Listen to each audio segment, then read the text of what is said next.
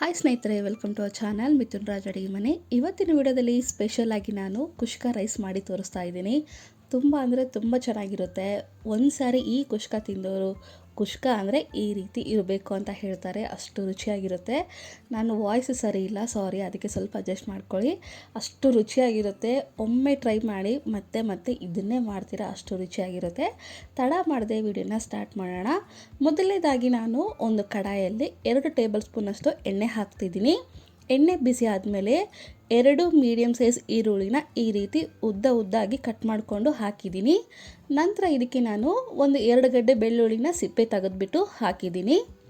ನಂತರ ಒಂದು 2 piece ಶುಂಠಿಯಷ್ಟು cut ಮಾಡಿಕೊಂಡು ಹಾಕಿದ್ದೀನಿ. ನಂತರ ನಾನು ಒಂದು 2 ಒಣಮೆಣಸಿನಕಾಯಿನ ಕಟ್ ಮಾಡಿಕೊಂಡು ಹಾಕಿದ್ದೀನಿ. ಎಲ್ಲವನ್ನೂ ಹಾಕಿದ ಮೇಲೆ ನೀಟಾಗಿ ಕಲಿಸ್ಕೊತಿದ್ದೀನಿ. ಸ್ವಲ್ಪ ಬಣ್ಣ ಚೇಂಜ್ ಆಗಬೇಕು, ಈರುಳ್ಳಿದು ಹಸಿ ವಾಸನೆ ಎಲ್ಲ ಹೋಗಬೇಕು. ಸ್ವಲ್ಪ ಬಣ್ಣ ಚೇಂಜ್ ಆದರೆ ಸಾಕು. ಒಂದು 40% ಬೆಂದಿದೆ ಈರುಳ್ಳಿ, ಎಲ್ಲವೂ ಬೆಂದಿದೆ ಅನ್ನೋ ಟೈಮಲ್ಲಿ ನಾವು ಇದನ್ನೇನು ಮಾಡೋಣ, ಟೊಮೊಟೊ ಇನ್ನು ಎಕ್ಸ್ಟ್ರಾ ಏನೆಲ್ಲ ಇದ್ದಾವೆ ಆ್ಯಡ್ ಮಾಡ್ಕೊಳ್ಳೋಣ. ನೋಡಿದ್ರೆ ಇಷ್ಟು ಬೆಂದಿದೆ. ಇವಾಗ ಇದಕ್ಕೆ ನಾನು 2 ಮೀಡಿಯಮ್ ಟೊಮೊಟೊನ ಉದ್ದದ್ದಾಗಿ ಕಟ್ ಮಾಡಿಕೊಂಡು ಹಾಕಿದ್ದೀನಿ. 1 ಹಿಡಿಯಷ್ಟು ನಾನು ಕೊತ್ತಂಬರಿ ಹಾಕ್ತಿದ್ದೀನಿ. ಕೊತ್ತಂಬರಿ ಟೊಮೊಟೊ ಹಾಕಿದ ಮೇಲೆ ಇನ್ನೊಂದು ಸರಿ ಕಲಿಸ್ಕೊತೀನಿ. ಮೀಡಿಯಮ್ ಫ್ಲೇಮಲ್ಲಿ ಇಟ್ಕೊಂಡ್ರೆ ಟೊಮೊಟೊ ಮೆತ್ತಗಾಗೋವರೆಗೂ ನಾವು ಹುರ್ಕೋಬೇಕು. ಮತ್ತೆ ಹೇಳ್ತಿದ್ದೀನಿ, ಐ ಫ್ಲೇಮಲ್ಲಿ ಇಟ್ಕೊಂಡ್ರೆ ಬೇಗ ಒತ್ತೋಗ್ಬಿಡುತ್ತೆ. ಅದಕ್ಕೋಸ್ಕರ ಮೀಡಿಯಮ್ ಅಥವಾ ಲೋ ಫ್ಲೇಮಲ್ಲಿ ಇಟ್ಕೊಂಡು ಟೊಮೊಟೊ ಮೆತ್ತಗಾಗೋವರೆಗೂ ನಾವು ಫ್ರೈ ಮಾಡಿಕೊಂಡ್ರೆ ಸಾಕು. ನೋಡಿದ್ರೆ ಟೊಮೊಟೊ ಇಷ್ಟು ಮೆತ್ತಗಾಗಿದೆ. ಇವಾಗ ಇದನ್ನು ಆಫ್ ಮಾಡ್ಕೊಂಡ್ಬಿಟ್ಟು ಸ್ವಲ್ಪ ತಣ್ಣಗಾಗೋಕ್ಕೆ ಬಿಡೋಣ. ತಣ್ಣಗಾಗೋಷ್ಟರೊಳಗೆ ನಾವು ಇನ್ನೊಂದು ಪ್ರೊಸೆಸ್ ಮಾಡ್ಕೊಳ್ಳೋಣ. ಒಂದು ಮಿಕ್ಸಿಂಗ್ ಬೌಲಲ್ಲಿ 1 ಲೋಟದಷ್ಟು ನಾನು ನಾರ್ಮಲ್ ಅಕ್ಕಿನ ತೊಗೊಂಡಿದ್ದೀನಿ. ನೆಕ್ಸ್ಟ್ ಅದೇ ಗ್ಲಾಸಿನ ಅಳತೆಯಲ್ಲಿ ನಾನು ಬಾಸುಮತಿ ಅಕ್ಕಿ ತೊಗೊಂಡಿದ್ದೀನಿ. 1 ಗ್ಲಾಸಿಗೆ ಸ್ವಲ್ಪ ಕಮ್ಮಿ ಇದ್ದಾವೆ, ಬಟ್ ನಾನು 2 ಗ್ಲಾಸ್ ಅಂತಲೇ ಕನ್ಸಿಡರ್ ಮಾಡ್ತೀನಿ. ಎಲ್ಲವನ್ನು ನೀಟಾಗಿ ಕಲಿಸ್ಕೊಂಡಿದ್ಮೇಲೆ 1-2 ಸರಿ ನೀರು ಹಾಕ್ಕೊಂಡು ನೀಟಾಗಿ ತೊಳ್ಕೊಬೇಕು. ಮತ್ತೆ ಹೇಳ್ತಿದ್ದೀನಿ, ಕಸ ಏನಾದರೂ ಇದ್ದರೆ ಕ್ಲೀನ್ ಆಗುತ್ತೆ. 1-2 ಸರಿ ನೀಟಾಗಿ ತೊಳ್ಕೊಳ್ಳಿ. ಎಲ್ಲವನ್ನು ತೊಳ್ಕೊಂಡಿದ ಮೇಲೆ ನೀರನ್ನು ಚೆಲ್ಬಿಟ್ಟು ಮತ್ತೆ ಇನ್ನೊಂದು ಸಾರಿ ಅಕ್ಕಿ ಮುಳುಗೋವರೆಗೂ ನೀರು ಹಾಕಿ 15-20 ನಿಮಿಷ ಇದನ್ನು ನೆನೆಯೋಕ್ಕೆ ಬಿಡಬೇಕು. ಎಷ್ಟು ಚೆನ್ನಾಗಿ ನೆನೆಯುತ್ತೋ ಅಷ್ಟು ಚೆನ್ನಾಗಾಗುತ್ತೆ ಕುಷ್ಕ. ಅದಕ್ಕೋಸ್ಕರ ಹೇಳ್ತಿದ್ದೀನಿ, ಇದು ನೆನಿಲಿ. ಅಷ್ಟರೊಳಗಡೆ ಮತ್ತು ಈರುಳ್ಳಿ ಟೊಮೊಟೊ ಕೂಡ ಮೆತ್ತಗಾಗಿರುತ್ತೆ. ಎಲ್ಲವನ್ನೂ ಮಿಕ್ಸಿ ಜಾರಲ್ಲಿ ಹಾಕ್ಕೊಂಡು ನೀರು ಸ್ವಲ್ಪನೇ ಹಾಕ್ಕೊಳ್ಳಿ. 2-3 ಸ್ಪೂನಷ್ಟು ಮಾತ್ರ ನೀರು ಹಾಕ್ಕೊಂಡು ಮುಚ್ಚಳನ ಮುಚ್ಚಿಬಿಟ್ಟು ಇದನ್ನು ಮಿಕ್ಸಿ ಮಾಡ್ಕೊಂಡು ಬರ್ತೀನಿ. ನಂತರ ಮಿಕ್ಸಿ ಮಾಡಿದ್ಮೇಲೆ ಇಷ್ಟು ಫೈನಾಗಿ ಮಿಕ್ಸಿ ಮಾಡ್ಕೋಬೇಕು. ಮತ್ತೆ ಹೇಳ್ತಿದ್ದೀನಿ, ತರಿಯಾಗಿ ಯಾವುದೇ ಕಾರಣಕ್ಕೂ ಮಾಡ್ಕೊಳ್ಳೋಕ್ಕೆ ಹೋಗಬೇಡಿ. ಎಷ್ಟು ಫೈನಾಗಿ ಪೇಸ್ಟ್ ಥರ ಮಾಡ್ಕೊತೀವೋ ಅಷ್ಟು ರುಚಿಯಾಗಿರುತ್ತೆ. ನಂತರ ನಾನಿಲ್ಲಿ ಒಂದು ಕಡಾಯಲ್ಲಿ 1 ಟೇಬಲ್ ಸ್ಪೂನಷ್ಟು ತುಪ್ಪ ಹಾಕ್ತಿದ್ದೀನಿ.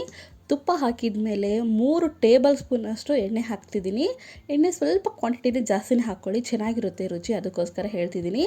ಆ್ಯಂಡ್ ಮಸಾಲ ಐಟಮ್ಸ್ ಏನೆಲ್ಲ ಇದ್ದಾವೆ ಎಲ್ಲವನ್ನು ಹಾಕ್ತಿದ್ದೀನಿ. ಚಕ್ಕೆ, ಲವಂಗ, ಏಲಕ್ಕಿ, ಸ್ಟಾರ್ ಮೊಗ್ಗು ಮತ್ತು ಸೋಂಪು ಕಾಳನ್ನು ಕೂಡ ಹಾಕಿಬಿಟ್ಟು ಎಲ್ಲವನ್ನು ನೀಟಾಗಿ ಕಲಿಸ್ಕೊತೀನಿ.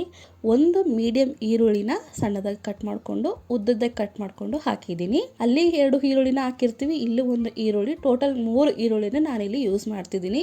ನಂತರ 2 ಹಸಿಮೆಣಸಿನಕಾಯಿನ ಉದ್ದದಾಗಿ ಕಟ್ ಮಾಡಿಕೊಂಡು ಹಾಕಿದ್ದೀನಿ. ನಂತರ ಇಲ್ಲಿ ಒಂದು 6-7 ಗೋಡಂಬಿನ ಸೀಳ್ಬಿಟ್ಟು ಹಾಕಿದ್ದೀನಿ. ನೆಕ್ಸ್ಟು ಪುದೀನ 3-4 ಸ್ಪೂನಷ್ಟು ಪುದೀನ ಹಾಕಿದ್ದೀನಿ. ಸಣ್ಣದಾಗಿ ಕಟ್ ಮಾಡಿಕೊಂಡು ಹಾಕ್ಕೊಳ್ಳಿ. ಈ ರೀತಿ ಹಾಕೋದ್ರಿಂದ ಎಕ್ಸ್ಟ್ರಾ ಟೇಸ್ಟ್ ಅಂತ ಕೊಡ್ಬೋದು.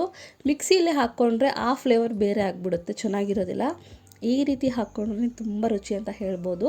ಈರುಳ್ಳಿ ಮತ್ತು ಹಸಿಮೆಣಸಿನ್ಕಾಯಿ ಎಲ್ಲವೂ ನೀಟಾಗಿ ಫ್ರೈ ಆಗಿದ್ಮೇಲೆ ನಾನಿವಾಗ ಇದಕ್ಕೆ ಸ್ಪೆಷಲಾಗಿ ಮಸಾಲೆ ಐಟಮ್ಸ್ನೆಲ್ಲ ಆ್ಯಡ್ ಮಾಡ್ಕೊಳ್ಳೋಣ. ಒಂದು 1/4 ಸ್ಪೂನಷ್ಟು ಅರಿಶಿಣ ಪುಡಿ ಹಾಕ್ತಿದ್ದೀನಿ. ಒಂದು ಅರ್ಧ ಸ್ಪೂನಷ್ಟು ಧನಿಯಾ ಪುಡಿ ಹಾಕ್ತಿದ್ದೀನಿ. ಖಾರಕ್ಕೆ ತಕ್ಕಂಗೆ ಖಾರ ಹಾಕ್ಕೊಳ್ಳಿ. ನಾನಿಲ್ಲಿ 1 ಸ್ಪೂನಷ್ಟು ಖಾರ ಹಾಕ್ತಿದ್ದೀನಿ. ಯಾಕಂದರೆ ನಾವು ತೊಗೊಂಡಿರೋ ಖಾರ ಜಾಸ್ತಿ ಖಾರ ಇರೋದ್ರಿಂದ ಜಸ್ಟ್ 1 ಸ್ಪೂನ್ ಹಾಕಿದ್ದೀನಿ. ಎಲ್ಲವೂ ನೀಟಾಗಿ ಕಲಿಸ್ಕೊಂಡಿದ ನಂತರ ರುಬ್ಬಿರುವಂಥ ಮಸಾಲೆ ಕೂಡ ಹಾಕ್ತಾಯಿದ್ದೀನಿ. ಓನ್ಲಿ ರುಬ್ಬಿರುವಂಥ ಮಸಾಲೆನ ಹಾಕ್ಕೊಳ್ಳಿ. ಅದಕ್ಕೆ ನೀರು ಹಾಕ್ಕೊಂಡು ಜಾಸ್ತಿ ಪ್ರಮಾಣದಲ್ಲಿ ಹಾಕ್ಕೊಳ್ಳೋಕ್ಕೆ ಹೋಗಬೇಡಿ.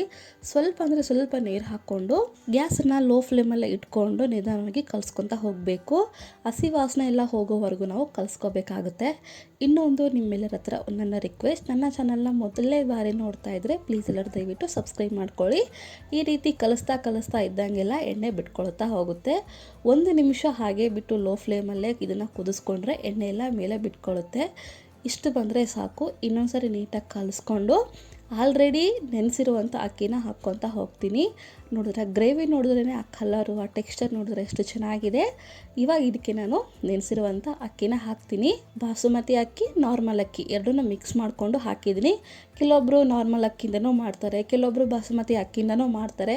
ಬಟ್ ಈ ರೀತಿ ಎರಡನ್ನೂ ಮಿಕ್ಸ್ ಮಾಡಿಕೊಂಡು ಮಾಡಿದ್ರೆ ತುಂಬ ಟೇಸ್ಟ್ ಚೆನ್ನಾಗಿರುತ್ತೆ. ಕೆಲವೊಬ್ಬರಿಗೆ ಬಾಸುಮತಿ ಅಕ್ಕಿಯಿಂದನೇ ತಿನ್ನಬೇಕು ಅನ್ನೋದು ಇಷ್ಟ ಇರೋದಿಲ್ಲ, ಕೆಲವೊಬ್ಬರಿಗೆ ಮನೆಯಲ್ಲಿ ಮಾಡುವಂಥ ಅಕ್ಕಿಯಿಂದ ತಿನ್ನಬೇಕಂದ್ರೂ ಇಷ್ಟ ಇರೋದಿಲ್ಲ. ಸ್ವಲ್ಪ ಸ್ಪೆಷಲ್ ಅಕೇಶನ್ಸ್ಗಳಲ್ಲಿ ಈ ರೀತಿ ಜಸ್ಟ್ 2-3 ಸಲ ಕಲಿಸ್ಕೊಂಡು ಹಾಗೆ ಬಿಟ್ಟು ರುಬ್ಬಿರುವಂಥ ಮಸಾಲೆದಲ್ಲಿ ಹಾಗೆ ಇರುತ್ತಲ್ಲ ಆ ನೀರನ್ನು ಹಾಕ್ತಾ ಇದ್ದೀನಿ 1 ಗ್ಲಾಸು. ನೆಕ್ಸ್ಟ್ ನಾರ್ಮಲ್ ಆಗಿ ಇನ್ನೊಂದು 2 ಗ್ಲಾಸ್ ಹಾಕ್ತಿದ್ದೀನಿ.